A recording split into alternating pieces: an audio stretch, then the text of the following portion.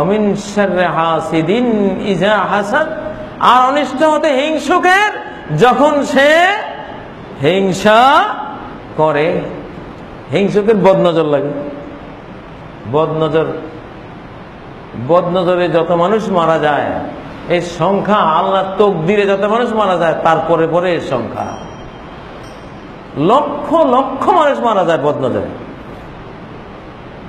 Bus accident হয় বদনজরে,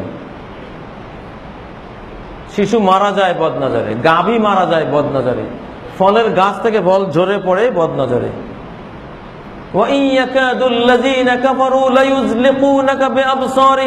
নবীজিকে বদনজর দিয়ে হত্যা করার জন্য কাফেররা কি করতে, আল্লাহ বলছেন যে কাফেররা তাদের বদনজর দিয়ে তোমাকে মাটিতে ধরাশায়ী করে দেয়ার ষড়যন্ত্র করছে।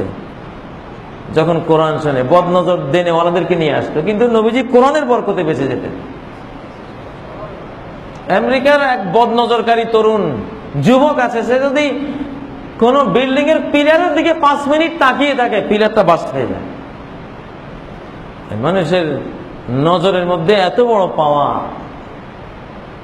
মানুষের যে আত্মা নফসের পাওয়ারটা দৃষ্টির মধ্যে কাজ করে। আল আইনু হাক্কুন ওয়ালাউ কানা শাইউন সাবাকাল কদরা সাবাকাতুল আইন। আল্লাহর তাকদীরকে যদি কোনো জিনিস ফেল করতে পারতো তাহলে বদনজরে পারতো। এত মারাত্মক। সাদ ইবনে হুনাইফ গোসল করতেছিলেন, আমর ইবনে রাবিয়া সাহাবী, দুইজনে সাহাবী।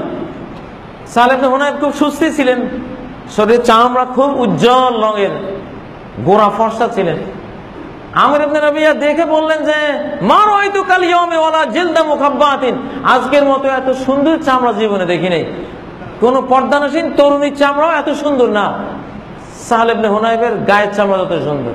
বাস এইটুকু বলছেন, আর সাথে সাথে উনি মরা অবস্থা, মারা যাচ্ছে। সাহাবীরা দৌড়ে গিয়ে নবীজির কাছে বলেন ইয়া রাসূলুল্লাহ, সাদ ইবনে হুনাইফ তো এই অবস্থা। নবীজি বলেন কাউকে সন্দেহ করতেছো, কেউ তাকে বদনজর দিয়েছে? হ্যাঁ, আমের ইবনে রাবিয়া এই বলছিল। ওকে ধরে আনো।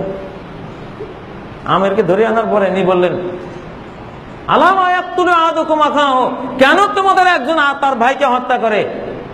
হাল্লা বারাকতা আলাইহি, কেন বললা না বারাকাল্লাহু ফিক? কোন জিনিস ভালো লাগলে বলতে হবে বারাকাল্লাহ, মাশাআল্লাহ। বারাকাল্লাহ মাশাআল্লাহ বলে বদনজর লাগে না। আল্লাহর নামের পাওয়ারে ওই নজরের বিশাল পাওয়ারটা নষ্ট হয়ে যায়। কেন আল্লাহর নামের পাওয়ার হলে সবচেয়ে বড়, এই পাওয়ারের সামনে কোনো পাওয়ার টিকে না। পরে নবীজি বললেন যে গোসল করো। পরে আমের ইবনে রাবিয়া তার হাত, মুখ, হাঁটু পর্যন্ত পা এবং কোমর পর্যন্ত পানি ঢেলে একটা পাত্রে নেওয়া হলো। সাহাল মারা যাচ্ছে, ওই অবস্থায় ওই পানিগুলি তার মাথায় পিছন থেকে সারা শরীর দিয়ে প্রবাহিত করে দেওয়া হলো, পুরা সুস্থ। বদনজর হলো যার বদনজর লাগে তাকে গোসল করিয়ে ওই পানি নজরকৃত ব্যক্তির গায়ে ঢেলে দিলে সাথে সাথে ভালো হয়ে যায়।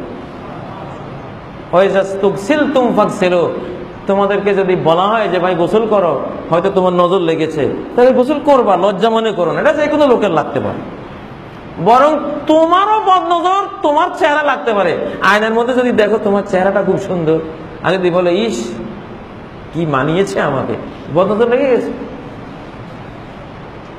চেহারা একেবারে অন্যরকম, বরণ টরণে উঠে বিশ্রী, বুঝতে হবে যে তোমার বদনজর লাগছে তোমার নিজের। কারণ তুমি মাশাআল্লাহ বলো নাই। মাশাআল্লাহ না বললে তোমার নজর তোমার উপরে লাগবে, বাপের নজর পোলাপানের উপরে লাগবে, স্বামীর নজর স্ত্রীর উপরে, স্ত্রীর নজর স্বামীর উপরে লাগবে যদি মাশাআল্লাহ বারাকাল্লাহ অ্যান্টিভাইরাসটা ইউজ করা না হয়। অ্যান্টিভাইরাস লাগবে। বাগানে গিয়ে আম, এবার অনেক আম হয়েছে, যাক ভালো করে খাবো। পরের দিন গিয়ে দেখেন যে পড়া শুরু হয়ে গেছে, জড়তেছে। মন মাঝি তোর বইটা নেড়ে আমি তো আর বাইতে পারলাম, তোরে বদনজরে তো গেলাম।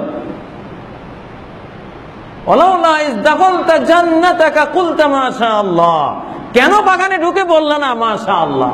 এই মাশাআল্লাহ না বলার কারণে সিডর আসবে, টর্নেডো আসবে, বিভিন্ন ধরনের আফত বিপদ আসবে, ঝরে পড়বে, বাগান উজাড় হয়ে যাবে।